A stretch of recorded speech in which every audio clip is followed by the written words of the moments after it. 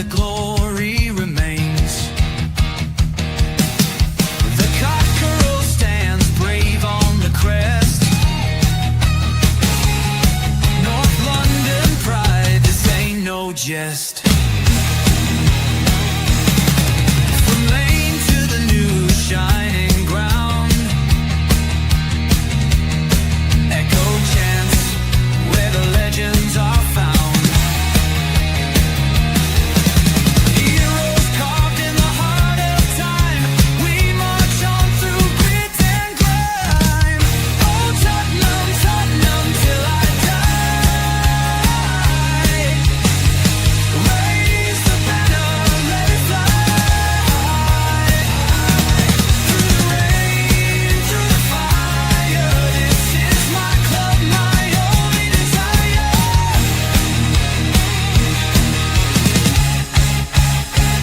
Oh Tottenham, Tottenham till I die. Raise the banner, let it fly.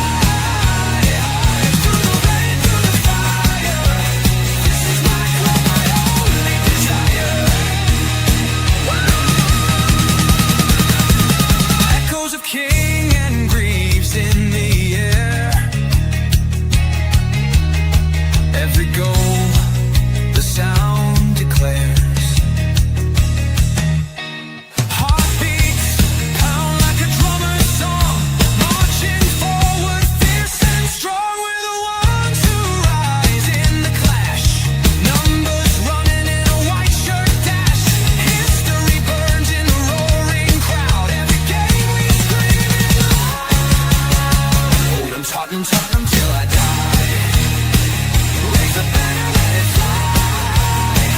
Through the rain, through the fire, this is my club, my only desire.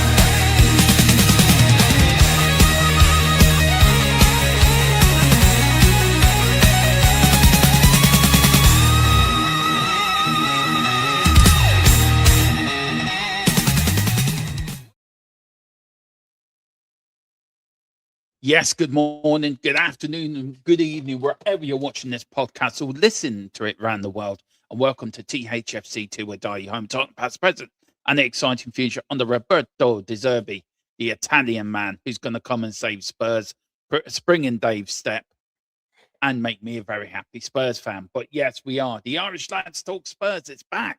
Yes, we had a bit of a hiatus. Me and Dave decided we weren't going to talk Tottenham for a few weeks until we knew we were safe. So all we need now is Arsenal to beat West Ham, Newcastle to beat West Ham, and we beat Leeds, and we're safe. We're done. Dave then can relax, chill out for the Everton game, go full delusional, I will. Say we're going to win the league next year. We're going to ride off into the sunset and start all again in sometime in June. But Dave, how are you, bud? I love doing these podcasts with you. They're great fun. But how are you, bud? Yeah, no, good to be back, Dermo. Yeah, not too bad. I can't complain. You know, life is good when we're outside of the relegation zone. Hopefully we can stay outside of it now until the season is over, and then, you know, see what comes up next season. Yeah, I tell you one thing, Dave. Look, for me, it's been the toughest season as a content creator, I would say.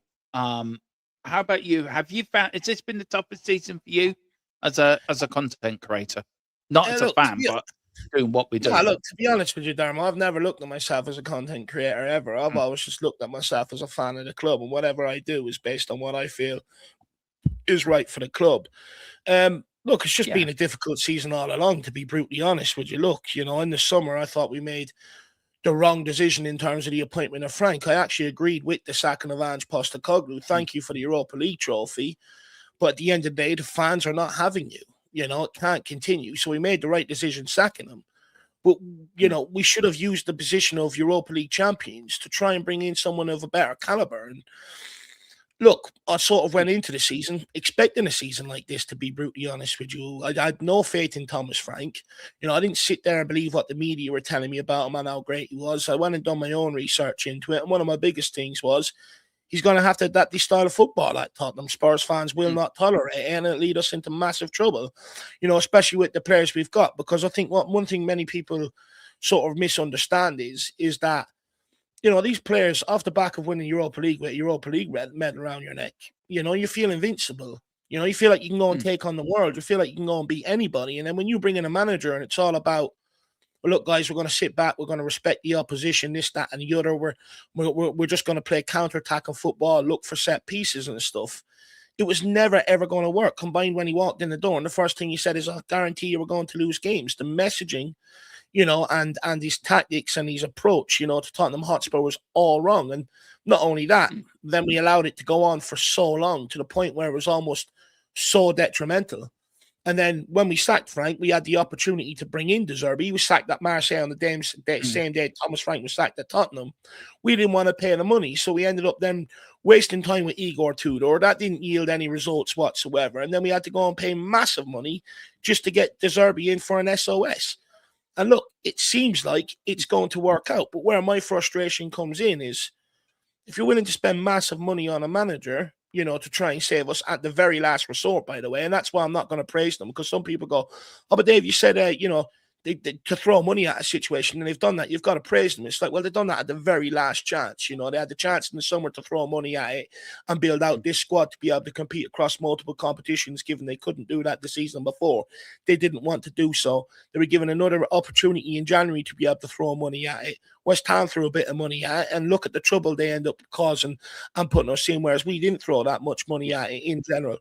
So, so many mistakes, mishandling of things. And I also said last summer, although Daniel Levy's gone, I'm not going to sit here and jump and clap, because the Lewis family is still a branch of Enoch. And I've always been of the opinion that, yes, Daniel Levy has been, I don't think he ever had the ambition to, sort of, in terms of making Tottenham successful on the pitch. I always think, sort of being in the green always swayed his decision on things. But, at the end of the day, he did operate under the way Enoch wanted him to operate, the way Joe Lewis wanted to operate, and these guys are operating in the exact same manner. So, we've got a lot of problems that need to be fixed internally this summer for us to even get out of this next season. Don't get me wrong, I rate De Zerbi, but if we're not going to do things his way across the summer, next season is going to end up in him blowing up.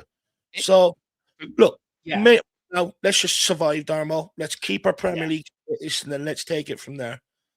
Yeah, I agree with a lot what you said. I said at the time when he was appointed, he was a marriage of convenience. That's what it is. It's like, it's brilliant getting him in, but it's going to end up in tears somewhere along the line. It's another Conte sort of type scenario. And I also agree with you that the ownership have no interest in succeeding on the footballing side. It's all business. That's what it's set up for. That's how it's all set up for. It's about business, bringing in sponsors, bringing in business, but the footballing side we're going to let go. But if you look at the other clubs like Manchester United over the years, or other clubs, Liverpool, they look at the football side first. That brings in money. Winning brings in sponsors. Winning brings in people that want to invest in your football club. So I do agree with you on that as well. I think where the biggest frustration comes in there, though, Darmo, is when it comes to the commercial aspect, which is, even the stuff like the F1 that they're putting on the stadium, bringing in these non-footballing events and stuff. They have plan, they have strategy, and they go out and achieve their goals. But where is that vision for the football team? Where's that vision for the academy, the first team, the women's team? Where is that vision on the football side of things? It's not there, and that's where many fans get frustrated. I think it's a misconcept that people just hate everything Enoch does. We as fans, and even the most hardcore Enoch out fan, understands the benefit of having all this commercial revenue. Yeah. But we never, ever really use it to execute a plan on the football side of things. And that's where the massive frustration comes in from the fan base. I agree. Look, I was no big fan of. I was always very much down the road with Daniel Levy, Dave. If he did well, I praise him. If he didn't do well, I would criticize him. That's fair. Yeah. And I've always been that. But where I've changed, I think where I changed was the summer, where I saw what was happening. And then you had the sacking of Daniel Levy. And rightly or wrongly, Dave, since the day he left that football club, we've gone down the pan. Now, however that was structured, however he was running the football club, I do think that's a bit of a misnomer, though, because to be fair, like the season before, we won a Europa League, but we couldn't compete across multiple competitions. We still suffered in the league. This year, again, We went into the knockout phase of the Champions League, but we suffered massively in terms of the Premier League. So it's a misconcept that as soon as Daniel Levy's walking away, now all of a sudden this is happening. It happened in his last season before he walked away or before he was pushed out. Yeah, so the question must be asked, why didn't he sack Ange during the season like he'd done with previous other managers? We understand that he won the Europa League. Ange will always be a Spurs legend for doing that. He's only one of 3 men that have won European trophies at Tottenham. Bill Nick, Keith Birkinshaw, Ange Postecoglou. So his name's going to be linked with Tottenham for the rest of his living life and for the rest of history. But Daniel Levy has been known, if things are not working in the league, if you're not getting Champions League, you're sacked. You and me have seen plenty of it. We know that. The reason why... So what was the difference? Yeah. But the reason why he didn't sack Ange, though, is because they had an agreement made together. Ange didn't make the decision on his own to prioritise the Europa League and forgo the league. When he speaks about it, he went and spoke to Daniel Levy about it, and there was a mutual agreement there. So as long as he was delivering on the promise and getting into the next round of the Europa League, that's what kept him there. And the fact that he got all the way to the final and won it, that's what kept him there to the end of the season, because there was a mutual agreement. So he was living up to his end of the agreement that was made, whether fans like it or not. That's what happened there in that situation. So I wonder, Dave, right? I wonder and he did say in the Gary Neville interview that when I'm gone, people will appreciate me more. Do you feel, especially with this season as well, and with Thomas Frank, do you feel that he would have got rid of Thomas Frank a lot sooner than Vinay and Lang did, and that we probably wouldn't be in the situation we're in now? Do you feel he wouldn't have gone out and got a De Zerbi and say, I'm going to pay you one? I don't think he would have. I don't think he would have let Thomas Frank go on for so long, because Daniel Levy would have had the experience of having Nuno. He took Nuno from a similar situation at Wolves, where he was keeping them up in the Premier League and stuff like that, but they were never really kicking on beyond that. We took him then to Tottenham. He failed to adapt his style of football to be able to appease the fans. And when you look at it, we had world-class players like Kane and Son. They looked like a shadow of themselves under Nuno, because we were sitting so deep and so far back. We ended up not creating a lot of chances and stuff. And it was similar under Thomas Frank. So it was. In fairness, with Daniel Levy, he pulled the trigger in October on Nuno. And Nuno was sitting in 8th, by the way, at the time when Daniel Levy pulled the trigger on him. But he could see the signs that, look, this is getting worse. The players aren't responding to him. The players aren't really having them.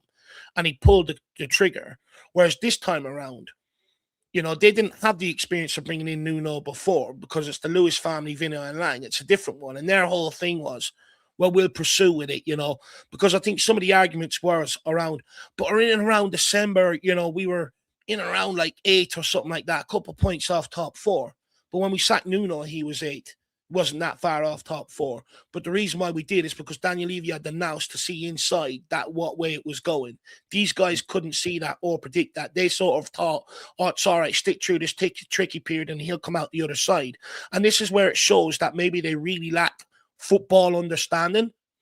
Is once the players are done with the manager, they're done. They've lost belief in his tactics. They've lost belief in his training. They've lost belief in his messaging, his methods. And the manager's never, ever, ever going to get them back on side or bring them around unless he tries and changes or tries to do something drastic to sort of meet them halfway, which he was never going to do. So they didn't have the football insight to really look at that and go, right, we've got to cut this and go in a different direction. It's falling apart. And that's I think the difference between them and Daniel Levy. You would argue Daniel Levy built up that small bit of know-how with the amount of time he was in the job, whereas the guys in the job now, you would argue, don't have that at all. And that's why we've ended up in a much more of a bigger pickle than what it ever really needed to be. Because the argument all season long, and I think a lot of people got sucked into this, it's all the players. I think since De Zerbi's come in, we're 3 on the bounce unbeaten. He's won 1. So he's won 2, drawn 1, and lost 1. We're seeing a much better product on the pitch. We're seeing the players being able to execute stuff they weren't able to execute under previous managers, which maybe highlights that these players aren't as bad as they've been made out to be. Yeah, and you look at the graph here. Manager.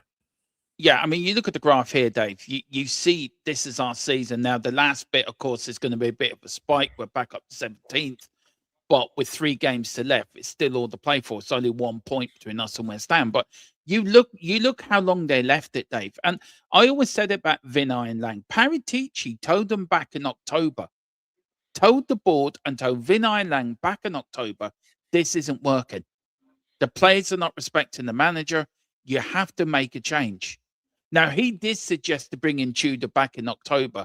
Um, I don't know if that would have worked or not. Probably still wouldn't have worked, but I don't think we would be here where we are now if they made a change then. But no wonder Paratici said, I'm out of here. If they're not going to listen to Paratici, a man who worked on the Levy, a man who did rebuild the youth academy, Dave, to a really good standing, that we've got some really good talent coming out of that batch of kids to come through.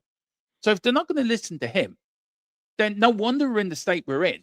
And why they haven't already sacked already, I just don't know. It doesn't make sense. If they had the football experience, they would have chose to listen to him over Johan Lang.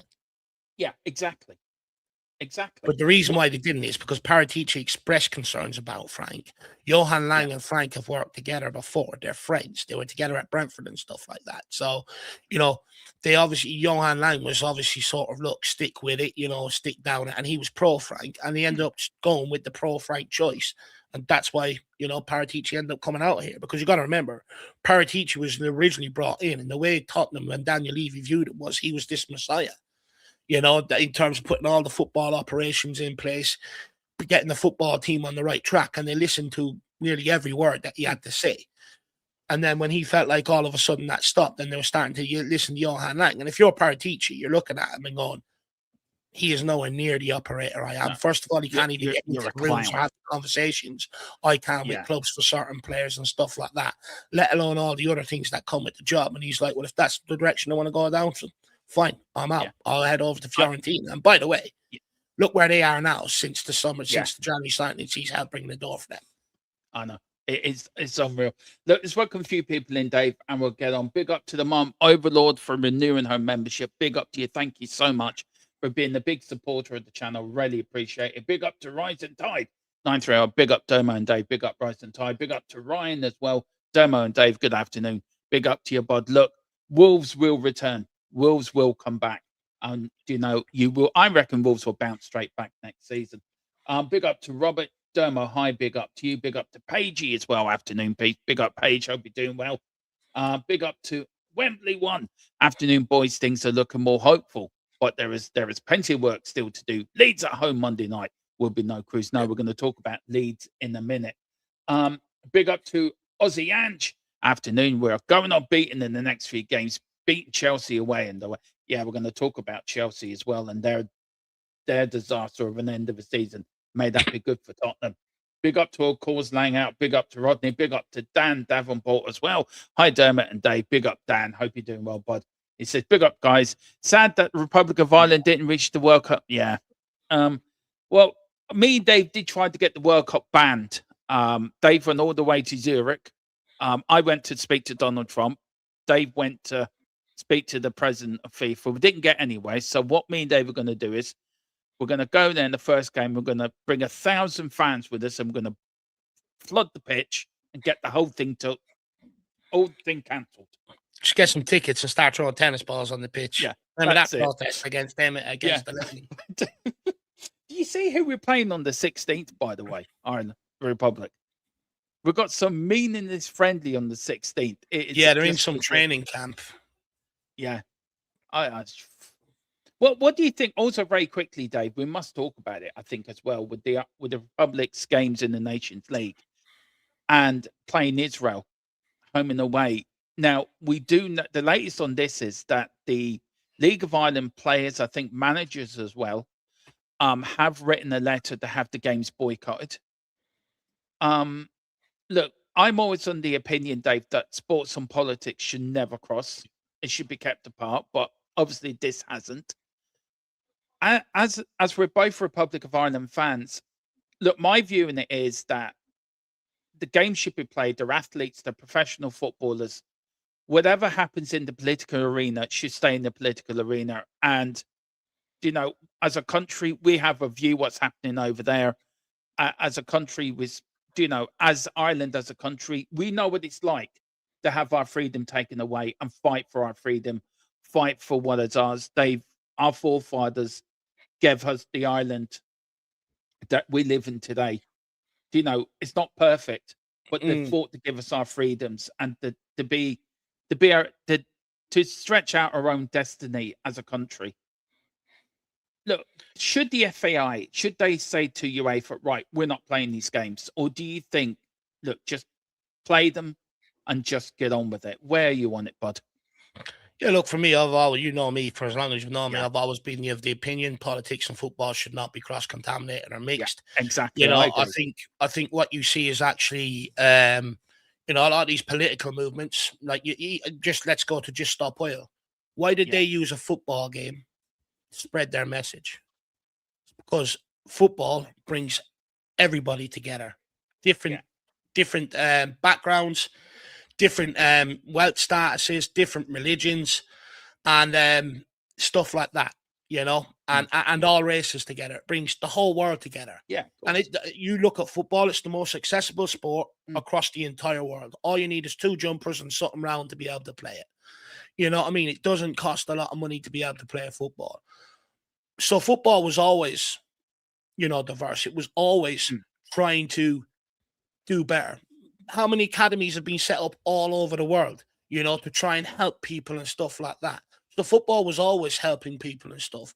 But what you've actually seen is it's been hijacked by politics. And the reason why yeah, all these political movements are using football is because the amount of eyes from different backgrounds and everything else. hmm, And it's the only thing across the world that gets so much eyes on it from all these different backgrounds and people, yeah, you know, big diverse mix of people. It gets all these eyes that nothing else in the world gets. Absolutely nothing in the world can pull that amount of different people together. So they mm, use it then to further their cause, to get more talking about, get more articles and more conversations around their cause and stuff like that. So for me, I've always looked at football as an escapism from real life, yeah. escapism from all the stuff that's It going on is. outside of that, which, by the way, all these politicians and everybody cause anyway. So for Yeah. me, to be honest with you, I'm here for the game of football to forget about the real world problems and everything else going on. Mm, So I don't feel We're any type of way from it. Football is no, football, and that's the way I keep it. no, I agree. I wholly agree with that. I think you're right, and totally support that point of view. Look, we're here to support our national side to qualify and get bigger in a Nations League, and use that as a springboard to Euro 2028, which we are hosting, by the way, which is vital. We get to that tournament. Either we get there we get let in as a host, or we have to go through a playoff or whatever. Um, it's vital. But you know, Dave, you do know there's people in this country, politicians will use this to their own advantage. You know, for well, the FAI will use it to their own advantage. It's like, right, okay, you won't help us, then we won't do that for you. FAI are looking for more funding. The political people are saying we're going to use this for our own narrative. And what gets lost is a game of football. It's Yeah, 22 players, 11 each side, kicking the ball around and us supporting. You yeah, may not agree with what their politics are doing. You may not agree what their politicians are doing in that country, but it's not the footballer's fault. It's not the sports person's fault. He can't dictate what goes on. He can only do what he can do. So look, it's a tough one. It's a mm. difficult one. So we'll have to see what happens, and let's hope sensible. Let's hope Well, it it's only difficult sensible. if people can't separate politics from sport. Yeah, Sport was set up exactly. to be fun, to distract away from real Mm, world problems and stuff like that. it is. Let's hope sense prevails anyway. Dan's also asking Dave, is Jack going to any of the World Cup matches? Uh, Not 100% sure, Dan. You'll have to ask him, my man. Yeah, I'm sure. I'm sure he'll be going. There's a new ad going around. I think it's a Coca-Cola ad where USA win the World Cup, and they're in Texas, and the part of the ad is they ran out of beer in Texas, which I think that's shocking. If they're going to run out of beer in Texas, then we've got no hope. So big up to you guys. Look, Dave, these are our next three games. We've got Leeds at home, Chelsea away, Everton at home. Now, we know West Ham play sort of twice before us. We play for us against Chelsea, we play Leeds, and then they play us before we play Chelsea. Now, in an ideal world, Dave, we would love to get the Chelsea game and we're safe. No matter what happens, we ain't going down. That's an ideal world? what is your gut telling you before we get to the Chelsea game? Do you think we will need something from the last two games, or do you think by the time we get to Chelsea that we'll be safe and secure? Look, when you actually look at them fixtures, if you just bring them up there for a minute, Dermo, again, Yeah, sorry. do they? Oh, yeah, sorry. So when you look at these fixtures here, Yeah. you know, you look at the home games and you go, it's in Tottenham's favour. But when you actually look at our split of points this year in the Premier League, only 11 of them points has actually come at home, whilst 26 of Yeah. them have actually come on the road. So we're actually better away from home than what we are at home. Mm. So when you take into account that record, you look at that Chelsea game and all of a sudden maybe it doesn't feel so daunting. All of a sudden you look at that and go, well, if Tottenham were to pick up points based on this season, that's the most favourable chance to pick up points. Yeah. But every one of us Spurs fans know, no matter how bad they are, they turn up to beat us every single time. Of course they do. They will want to beat us no matter how bad they are, how badly run they are, who's in charge, what mess. It's all put aside in a common thing to beat Tottenham. So it's going to be a very difficult game. So in effect, we are actually relying on them two home games, and we are going to have to show better home form than what we've seen all season long. And we are going to have to try and pick up them 6 points. Now, look, of course, you're hoping West Ham have Arsenal this weekend. You're hoping they drop points. That gives us Arsenal beat them, to be honest with you. Then that gives us, the incentive then Monday night to go and beat Leeds. If we beat them, we're 4 points clear with 2 games to go. Now, we've got Chelsea away. Don't think we're going to win that. Then you look at who have West Ham got. They've got Newcastle. So you're hoping if Newcastle beat West Ham, even if we lose to Chelsea, it doesn't matter. We go into the last day safe with a 4-point cushion. Yeah. But what we can't do is go into the last day behind Leeds United because they are behind West Ham because they have Leeds at home on the last game of the season. And if they're above us, they will get over the line and win that. So we just need to be above them going into the last game of the season. I've been speaking to a lot of Leeds fans, right? And Leeds are so desperate for West Ham to go down. They don't want Tottenham going down. I've spoken to a few Leeds fans and they're all supporting us. They all get behind us, which is a bit weird, Leeds getting behind us, but they all want West Ham to go down. Huh? At least someone is. Everyone else wants us to go down. Yeah, Leeds, I know the two. I go into a channel, they're both Leeds fans, and they both don't want us to go down. They really want West Ham to go down. Look, I can't see them getting anything at Arsenal. Maybe at Newcastle. But can you really say? I've been saying it for months, Dave. I said it on your channel. I've said it on here. It's going to the last game of the season. If we go to the last game of the season, needing something out of that from Everton, and then they've got Leeds, who's got the easier game? Because I think we technically have the easier game. Leeds, no, I don't think so. Everton is a much harder game. So. I don't think so. Moyes is a better manager than what they've got, and they have better players than what Leeds got, and they're further up the table. Everton are better. Okay, if you look at that way, yeah, I do. But if you Everton look, I think think yeah, well, Leeds went away and beat Man United 3-1 at home. So it's been a weird season. But the point I'm trying to make is I just think West Ham might choke on that last day. I've seen a lot of West Ham the last few games, and they were woeful against Brentford. The thing is, you got to ask, what's the incentive for both of the oppositions heading into the last day? Leeds are on the beach. I think, look, for what I know from a lot of fans talking to me, Leeds fans talking to me, Farke will not give up until the season's done. He will not let them players rest.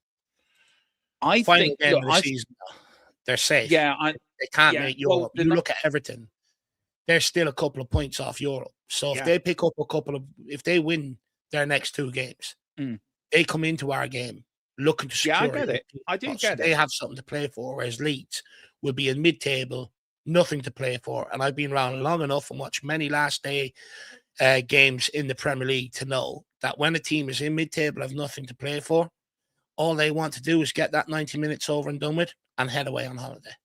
They don't care about the result. Look, I'd like you. I've watched a lot of football over my years of watching it, and I've watched the lots of last day. I don't think West Ham have the bottle for the fight. I just don't think they do. I think But they dragged themselves into it from being like more than 10 points behind us. But they dragged us into it. Yeah, because we let them. But they clearly have the bottle then, don't they? I don't think they do. I think if it came down to it, right, you look at the way we played, you look at our last 3 games, right, we look a far better unit under De Zerbi. You look at the Villa game, I don't care what anyone says that, oh, that was a second. I don't buy into this narrative, Dave, that it was a second-rate Villa side. Oh, we played a brilliant game on Sunday. We played brilliant in the first half and we controlled it in the second half. We didn't let them have a sniff. And I just think you look at De Zerbi now and to what we played against West Ham under Thomas Frank and De Zerbi against Villa away, night and day. 100%. And I don't think De Zerbi's got that mental into these players. You look at the passion. You look at Pagliuca when he got the free kick, the passion he showed off for that. You look at Porro, the passion when he got a tackle right. You look at they look like they care. They've got something to care about. I do get what And you're saying in terms of And you do, and I look at just quickly, sorry, just so it makes a point. You look at, I watched the Brentford game with West Ham. They looked lackluster. They didn't look like I tell you one thing. I just thought they looked. I see. That's the beauty of it, Dave. That's the beauty of football. The thing is, I think what happens is, though, most people look at the scoreline, Brentford v West Ham, and go, "Oh, they didn't turn up." You go back and look at that game. West Ham hit the post. I don't know how many times. Yeah, they did. Crossbar, and they never gave up. The difference is Brentford took their chances. West Ham didn't. Yeah, exactly. But I get what you're saying in terms of Spurs are in a different place now under De Zerbi. We look better. We look more confident, more assured. We have a game plan on the pitch, and we're finding the ability to be able to keep some clean sheets while also going and scoring goals. But just because we're in a better place, it doesn't mean West Ham don't have the battle or the fight. The reality is, at one point, we were more than 10 points clear. Yeah, we didn't win any games, but they still managed to muster and string results together to put us into this jeopardy in the first place, which shows they clearly have the battle and they clearly have the fight. Now it's just going to be a case of who can last the longest between now and the end of the season in terms of picking up results. That's all it's going to be. It's a shootout. It's a 3-game shootout, isn't it? It really is a 3-game shootout. I just think we're going to be fine, Dave. I just think we're going to be fine. But I have a lot more hope now under the Zerbi, but it doesn't mean West Ham are going to give up. They're not. No. If the worst case did happen, Dave, and we did go down, and we know there would be a lot of offload of players in the summer if we did go down, are you worried De Zerbi would walk, or do you think he would be here next season? Yeah, look, I think with De Zerbi, the fact that he's come in and he's given Tottenham a fighting chance, I don't think he would have damaged his reputation. There's going to be a lot of big clubs probably knocking on the door, looking and trying to convince De Zerbi, whether that's over the summer or if he gets off to a good start down in the Championship with Tottenham. If we go down with De Zerbi, I don't see him seeing out the full year next season. I think he'll be whipped up by a big club. You look at the jobs this guy has done. Brighton took them into Europe. Marseille finishing second behind PSG, which is you may as well call yourself champions of the rest at that point. PSG win it every single year. He's coming to Tottenham. We were down, out, no hope. All of a sudden, giving us a new lease of life. This guy is an absolute quality manager. He's come in here. He's managed to get a fan base to believe and buy into him that didn't under 2 previous managers. He's managed to get the players to buy into him that didn't under 2 previous managers. And that's half the battle, is getting people on your side and believing, which shows the measure of the manager he is. But ideally, we stay up. He will be here at Spurs all the way next season for sure. Yeah.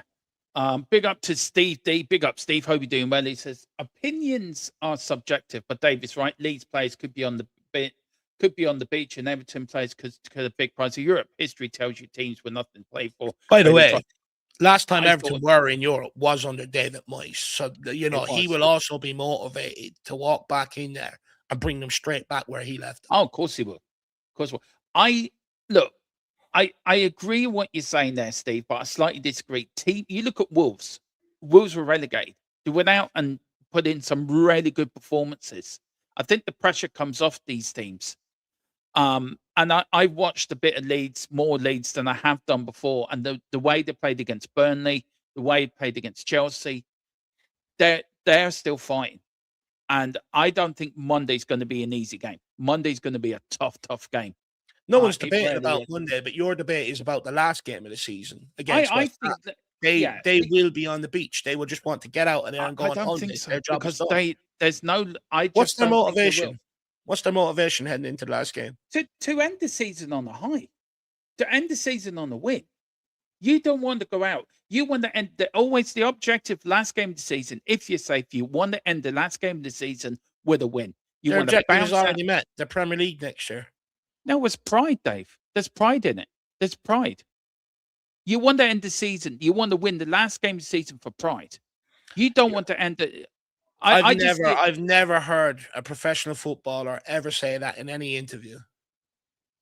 Well, maybe I see the game through different eyes to you, but that with me.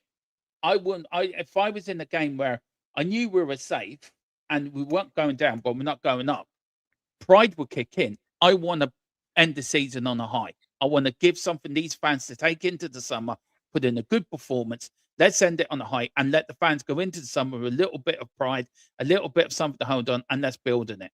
I just think, dude. I think a lot of them will look at it differently. I think a lot of them will look at it and go, last game of the season, don't want to pick up any injury heading into the summer. Make sure I'm fitting that over the summer. Just get out of this unscathed and let's get away on holidays. Let's get away with the family. I get it. And if some of them do get selected for a World Cup squad, even more incentive for them to protect themselves. You know, I said it the other night, Dave, and this just makes my point. You and me have a totally different opinion on the subject, right? You, me, and Steve, totally different opinion. I said it the other night. Somebody said to me, or nobody can have a different opinion. You and me can watch, like the Brentford game. I saw completely different to you. But that's what the game's all about, isn't it? It's about opinions. It's about different opinions. If we all thought the same, or if we all had the same opinion, it'd be boring.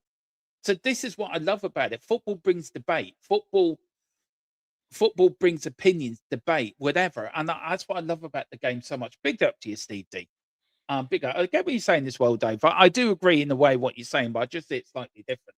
Big up the frog on the wall, or you don't. Or you doing it. Big up frog. Hope you're doing well. Yeah. You getting a little bit itchy down there now? Down the bottom three, you getting ready?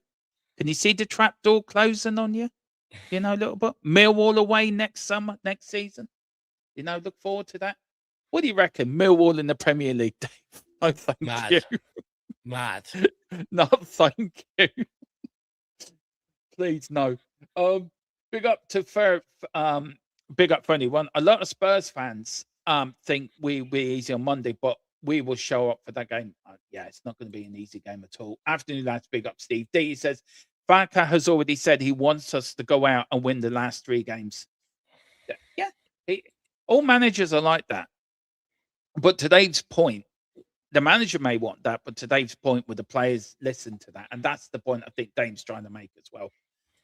Big up. We need our 3 remaining. We need our 3 remaining games. Then it doesn't matter what West Ham or their opposite. No, that is so true. Rising Tide. Absolutely. Big up to David Clark.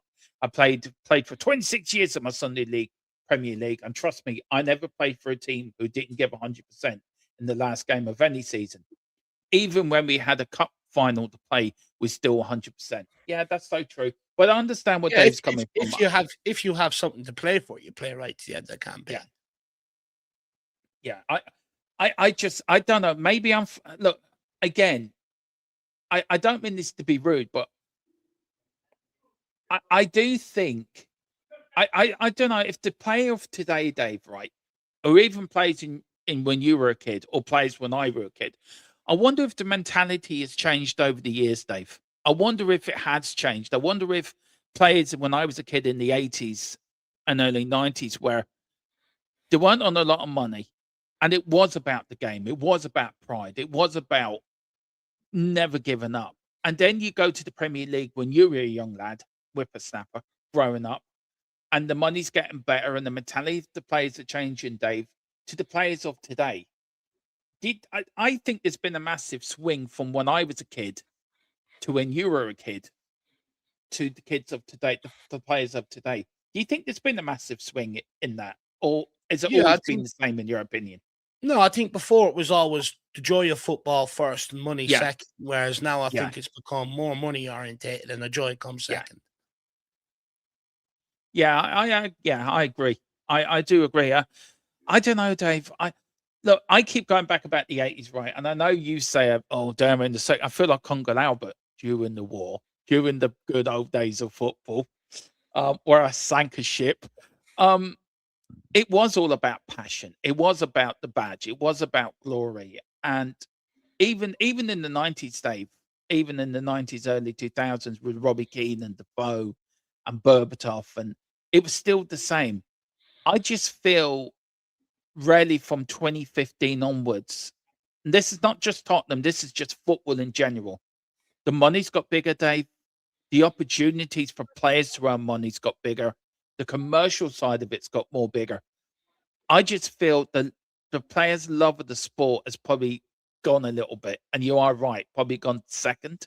It's not their only Where focus anymore. You know, they no, all have it's not. financial advisors. They all Yeah, have, you know, people in their ear about this money, that money, and everything else. Whereas before it was, look, you know, play, and let someone else go in and sort that out, and I'll be happy with that. Whereas nowadays, everyone's and look to a degree, can you blame them? I mean, there's a chance for them to be able to create generational wealth for their next three lineages of the family. Do you know what I mean? And stuff like that. you can't blame them. But you know Look, where it's gone wrong is football haven't safeguarded itself to a certain degree. yeah, They've let too many vultures come in and get yeah. into people's ears, about the money, money, money, money, money. And once money starts being the main objective and the greed starts taking over, that's where your problems come in. That's where you get so Yeah. many snakes. You've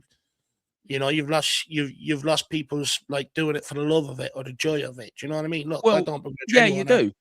I don't begrudge anyone earning money. They sacrifice a lot. They sacrifice Christmases a lot of times with Yeah. with wives, parents, siblings, stuff like that. Yeah, should they be compensated for that? Yeah, of course they should.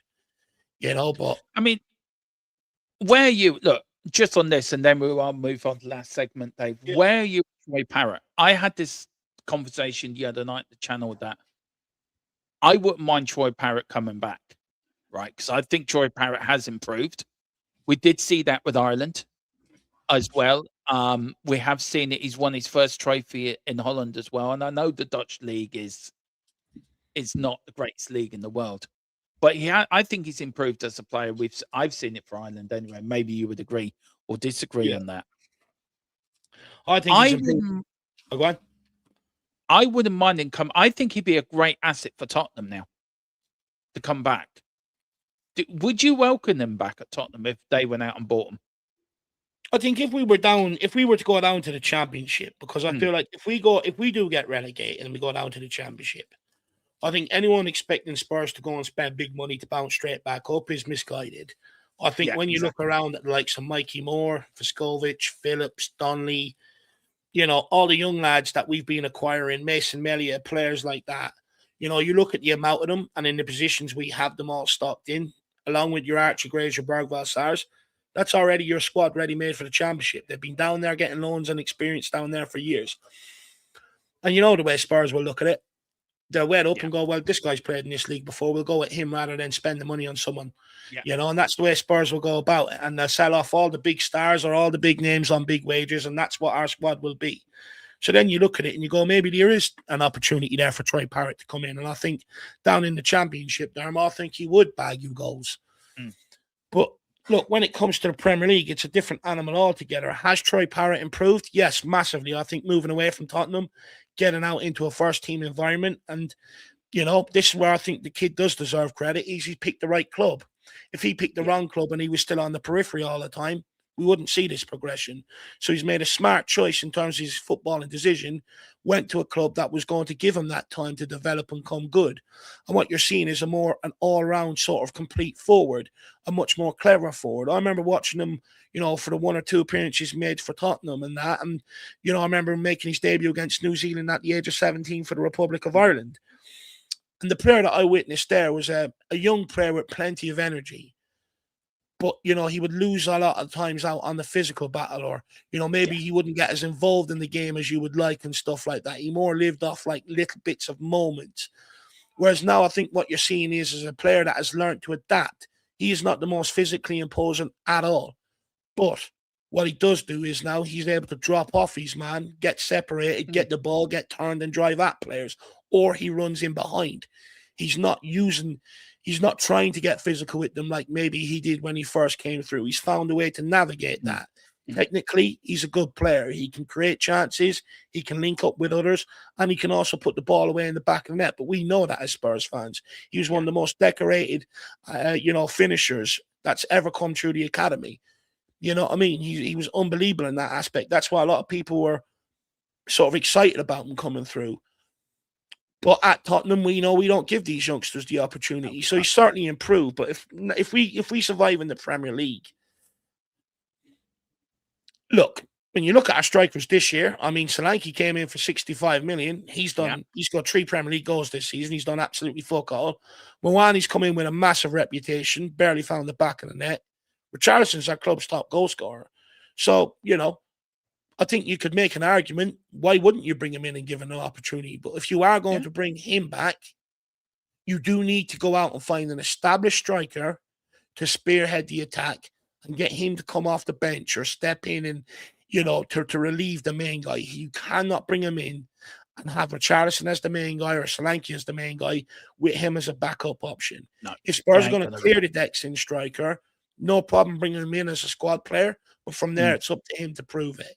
But we need to go and attack that and get absolutely proven quality in here. I do think, Dave, and look, I this is just my opinion. I do feel Troy Parrott would be a better option, I think, for the striker role. As you say, bringing an established striker and bring him in. Look, De Zerbi has said that he would like Morani to stay next season, or Tottenham to go out and get him. It's more like a yeah or nay. Would you trust De Zerbi to get the best out of Morani? Because I thought his Villa game performance was probably his best performance in the Spurs shirt. And I did like the way when he came off, he started high-fiving the fans and trying to get them going. So yes or no, would you if Tottenham bought him, would you be happy with that? Yeah, do you know what, Dermo? I think when it comes to Morani, he's got a hard rap. Yeah, I do think he's got a hard rap from fans, to be brutally honest with you. And I think that's purely because he's come in with a certain reputation and we thought we were getting a certain amount of goals or a certain level of quality that maybe he hasn't hit. I do understand the frustration that maybe we haven't seen him hit the heights that maybe people have seen him do at other clubs and stuff like that. But I think when it comes round to Mwani, how many times as Matisse telling that Atletico game could have squared it for him twice across the box to tap home? He didn't. He took the wrong option. You look at Xavi Simons against Brighton, had the opportunity to square it to Mwani to tap home. He didn't. But if you go back and look in some of them Champions League games, Mwani squared the ball across for others to tap home when he could have been greedy and had goals himself. Also, when you look at Mwani, it's clear the guy is an out-and-out striker. When he has scored these goals this season, where has he played? Through the middle. Against Arsenal. One scored, one disallowed. Where did he play? Through the middle. The assist against the Liverpool for Richarlison, where did he play? Through the middle as a 2. You go back to his goals in the Champions League against PSG. Where did he play? Directly through the middle. This guy is not a winger, and De Zerbi has said so himself. But we brought him in, and Thomas Frank played him off the left for large parts of the season, off the right. And to be honest with you, you ask the question, okay, well, if we're lacking wingers, and we've got Solanke, Richarlison, and Mwani, why is Mwani being the one put out wide? Well, if you put Solanke out wide, do you think he has any sort of the ounce of mobility it takes to be able to try and get down the byline and whip in across? No, I don't think so. Solanke is more of a guy that will bundle himself down the line, pick up a free kick or throw him, but there's no footwork there. There's no real quality. You look at Richarlison when he's out left, it's the same thing. They're bumbling all over the place. So managers have actually looked at it and gone, well, actually, he is technically better than them. Yeah. So he's going to have to suffer and play out here. And we're going to play these guys through the middle. Even if they're not scoring, we're going to continue to do it because they can't play out there.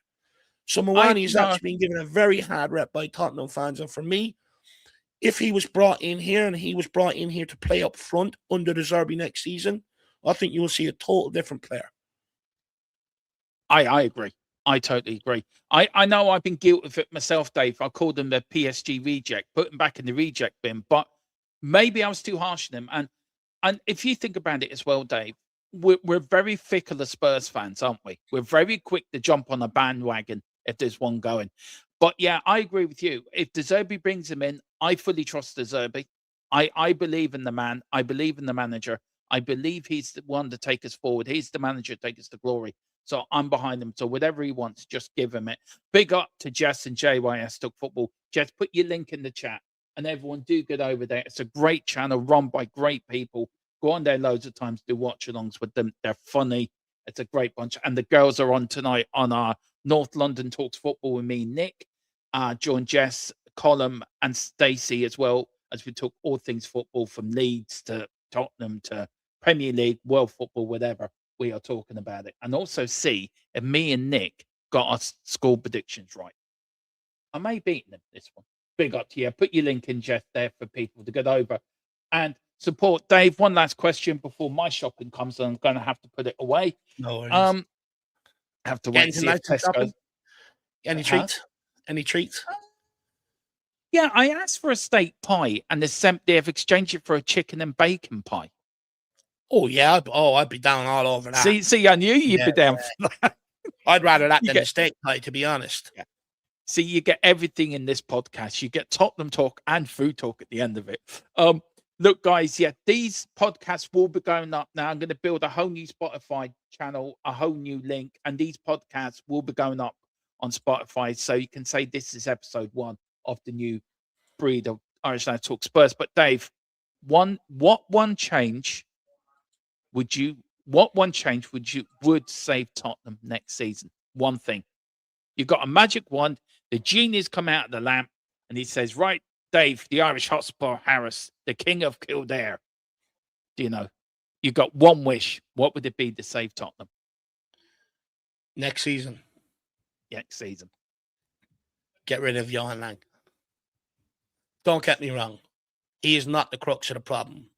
No. You know, ideally, get Enoch sending up would ideally be what I want. Yeah. But I also have to wait to see if the new ownership sees Tottenham as a self-money generating sort of thing and continues on the same way, where they don't have to sink in amounts of money, and when they end up selling it, all they're going to make is pure profit and making profit off the way Tottenham is running, taking them dividends out of the club. I need to see them come in with ambition to want to win before I can say that will change Tottenham. But under this current structure, I think one thing people really miss is the importance of someone like Johan Lang and the job they hold. You know, his job is to bring in the players, but also match up the manager to match up with the players that he's bringing in. And they're not even going off what the managers want anymore. The whole director of football model, they're bringing in players for a system and a way that they see they want it to be played, and then matching the manager up. But my problem is sometimes you've got non-footballing people or people that haven't played the game. So how can they envision what system, know what players work well with each other, relationships and stuff like that, and also match it up with a manager? And I think that's half of our big problem at Tottenham Hotspur. And I think in general, I think football has moved on, but everyone's still scapegoating managers. And the thing is, they're not even called managers anymore. You look at most clubs, they're now called head coaches. Why are they called head coaches? Because their job now is to manage the squad that they've been given. They don't have a say in terms of being able to manage up. They don't really have say in transfer markets anymore and stuff like that. You know, a lot of the time now it's taken out of their hands, and it's up to them to get the best out of the squad that they've been given, which then puts even more importance on the director of football. So for me, fuck Johan Lang out, and let's go and get someone that is competent. Yeah. I agree. I think Lang has to go as well. I really do. And I'm just looking for something. Where is it? Oh, there we go. Yeah, for me, Lang has to go. He's the first. I'm surprised he hasn't gone already, Dave. But look, you know what Enoch are doing? We're just football fans. They're keeping him there to the end of the season so that when the noise comes about, you know, how bad we've been. Oh, look, we're clearing house. We're sacking Vinay. We're sacking Johan Lang. And then all of a sudden, people will think, oh, well, that's the problem gone. We're bringing in this person, that person. Everyone's geared up for the new season again, and they evade the criticism and the scrutiny. That's why they're doing it. They're sacking him and using him as a battering ram or a shield. And then when the season is gone, they'll be sacked, and everyone will be sitting there going, thank God he's gone, this, that, and the other, while the same shit will continue happening to a certain degree. It is. I agree. I agree. Dave, I just want to end off on this, right? And it was something I was talking about last night. We can never be here again. And I was writing down a few words and I put it through. I wrote it down on a long piece of paper and I put it on the computer and I read it last night. And I just wanted to say it to here, Dave, to you while you're here. And maybe it might resonate with you as well. Um, but look, whatever happens next, whatever changes this summer, whatever promises are made, one thing is clear: Tottenham Hotspur can never be here again. Never again can this fan base go through a season filled with chaos, embarrassment, division, and disappointment like this. This club is too big. This fan base is too loyal. This badge means too much. Fans have travelled everywhere, spent fortunes, backed this team through anger, frustration, and heartbreak. And they deserve better. We all deserve better because football clubs drift slowly before they collapse quickly. And Spurs have been drifting for years. So no more excuses, no more half rebuilds, no more confusion, no more accepting failure as normal. This summer has to be the turning point. The people running this football club need to look in the mirror and ask themselves a brutal question. How did Tottenham Hotspur end up here? Because if lessons are not learned, now this club risks losing more than just matches. It risks losing its whole identity. And that for Tottenham Hotspur Football Club should terrify everyone. We can never be here again. Come on, you Spurs. And Dave, I wrote that, over a weekend. And it is true. One thing in there, Dave, says it to me, right? We could lose our identity. We can't let that happen. And I think as both of us are massive Tottenham fans, we are passionate about a football club. We're passionate about our channels. We're passionate about everything to do with the club. Yet maybe we don't see ourselves as content creators, but we are. We're classed as that, but we don't feel like that. We feel we're a mouthpiece for the fans that watch our channel. I'm not. I'll make this clear. I represent myself and my views only. I don't. Yeah, but what I'm saying is, we other fans come into our channels and put their opinions, so we bring them up. So we speak for them. We have our own opinions, but we also bring up other people's opinion. We have guests on. We bring other people's. We like hearing talking football. Dave, I think we can never be here again as a football club, as a fan base. And I said it last night in your super chat. I don't get, and I cannot get behind anyone wants us relegated. We're staying up. So the question you, Dave, last 3 games of the season, I want your score predictions, bud, for the last 3 games. So we've got Leeds at home, Chelsea away, Everton at home. And then I'll give mine. So give yours, buddy. 2 beat Leeds 2-1. Yeah. Don't think we're winning the Chelsea game, but I'm never going to put a score prediction out there like that. And then Everton 1-0, final game of the season. Right. I'm going for 1-1 draw against Leeds. I think we're going to beat Chelsea 2-1 because they're in disarray. They lose to Liverpool. That's 7 games in a row they've lost. So they're collapsing as quickly as the Titanic sunk in the sea. And we're going to beat Everton 3-1. I think we're just going to turn up. So we're safe. West Ham, sorry, frog in the wall. You're going down. Enjoy Millwall next season. Let us know how you're getting on. On that bombshell, we will leave it there. Dave, where can people find you, bud? And look, I love doing these podcasts with you. You and me can have conversation. We do speak off screen as well. We do ring each other, not as much as we should, by the way. I should be a bit more better. No, I should be. I'm just busy all the time now, lad. I've so much shit on. And we do. Me and Dave have great conversations about other things in football. Best bit for me, Dave, was going to that Ukrainian game. Remember them seats? Yeah. Whoever booked them, I want to put them up against the wall. And wouldn't mind. We were so far back, yet half the stadium was empty. Do you know what I mean? It's like madness. But look, I can't complain. It was 20 quid a ticket, so it was. And also, remember we went to the Norway game. I bought the posh sheets. Oh yeah, we abused Udegaard every time he took a corner. And Doherty, the only Dublin man to wear gloves. I mean, for fuck's sake. I know, yeah. It was the fella running, falling over the advertising board was the best bit of the night for me. Yeah. Him trying to bitch him. So funny. This stuff. But Dave, I was where up there can people? I was up there then with the brother-in-law for a game not long Yeah. after that. And I mean, it was so dead and boring. It was unbelievable, lad. And then I ended up going with the missus to watch Ireland Malta. And for the first half, it was like 1-0. And Malta is shite, like. Even she was like, Dave, what are we doing here? This is boring. You know what? You and me should actually do. We need to go to a few games next year, Dave, to Ireland. We'll have to get back doing them again. Well, now that we're good again, I'll get my season ticket back, hopefully. See if they're still at the same price we originally got it for, but we'll wait. I'm getting them as well because I think, I think I'm getting ones about because I think they'll be great next season. Dave, just plug your channel, but go on, give your channel a massive plug. Yeah, you guys can find me over there at the Irish Hotspur if you're interested in listening to more of what I have to say about the football club. That's where you can find me, the Irish Hotspur. Myself and Jack. Put your link in the chat as well, Dave. Put your link in the chat. Send me your link so I can put it in the description. Yeah. Guys, I'm also going to put Jess's link in the description as well. Do get over there. And her and Stacey are on tonight as well. Do get over there. Get over to Dave's channel as well. They're very good channels to me. I will say one thing about Dave. As I said, I've known Dave for a long time. Dave started me on my journey in YouTube. But this man off stream has been probably one of my best friends off it. He's been there. When I needed somebody, he didn't run. He stood by me, had my back. And this man is a pure gentleman and probably one of the closest friends I have off YouTube. I trust him with my life. So do me a favor, go and hit that sub on there. No, it's turned into Love Island. Yeah, I'm not going to kiss you, Dave. Don't worry. I'm not there. Though, I will tell you a funny story about Jess will probably tell you as well. I will tell you off stream. We will get the girls to join us on here as well. But do get over to JYS again. Another stream where I'm being made very welcome. But yeah, two good channels, two good people that run it, and two channels that I have great time for. But yeah, guys, do get over. And do you know what? Hit me a sub as well when you're here. Yeah. Let me get the 3K.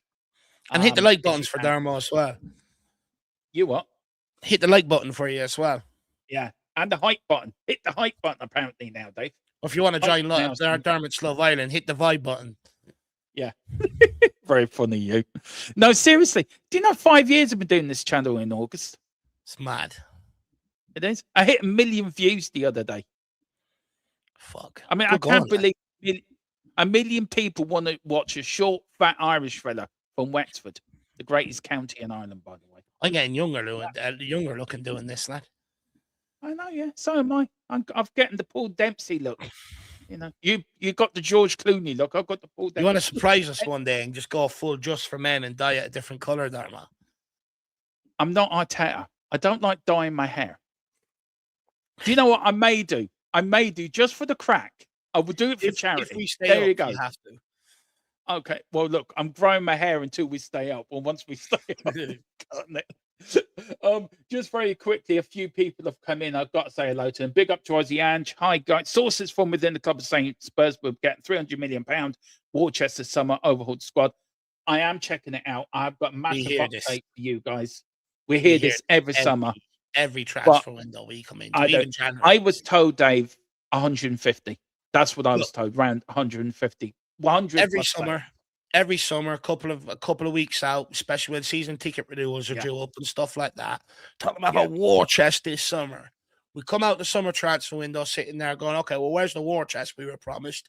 You know, we've really underperformed this window. And then going into January, they're half the war chest that we had in the summer. So the summer would be 300 million. Then come January, it'd be, we've got 150 million war chest. And then at the end of January, we'll get Johan Lang or Vinay coming out with another video. Well, we're going to stay disciplined as a club, which, by the way, there's no discipline inside the club, but they're going to stay disciplined as a football club, you know, and we held off so that we can get more than in the summer. And then the next summer will be a disappointment. It's the same cycle. Don't fall into it. I'll believe it when I see it come through the door. Yeah, I know. Yeah, a lot of people don't trust the people I use, but I trust them anyway.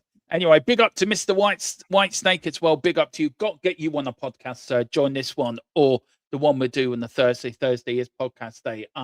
He is a New Zealand fella, Dave, but a top Leeds fan. and old school, bit like me, loves talking about the good old days. Maybe Uncle Albert and Granddad driving a boat together. Luca, Ian Hart, Gary Kelly, them days. Oh God, they were good days, weren't they? I was watching the other day. We are finishing the podcast, by the way. This normally happens. Me and Dave get talking afterwards. I was watching the 2002 World Cup. They did a vintage of the road, like to Brazil. the road to. Oh, some of them players back in them days, Dave. Yeah. We have to do a podcast on Japan on the film, Dave. We've got to do a podcast on that. We rarely do on Roy Keane and was he right or wrong? I think he was right. Roy But Keane, anyway, 100%. yeah, he was right. What time do you call this? 2 a.m. here. What are you doing up still? Go to bed, man. Go to bed. No, older than that. Oh, Jesus. Jesus. Big up, Mr. Whitesnake. Great to see you, bud. What was it? Well, Dave, on that bombshell, Dave's now off to polish his Roy Keane statue. I'm off now to put away the shopping. But we will return next week with episode 2 with Irish Lads Talk Spurs, where Dave talks sense and I just talk shite. It's a combination of two geniuses. See you later. Goodbye. See you soon.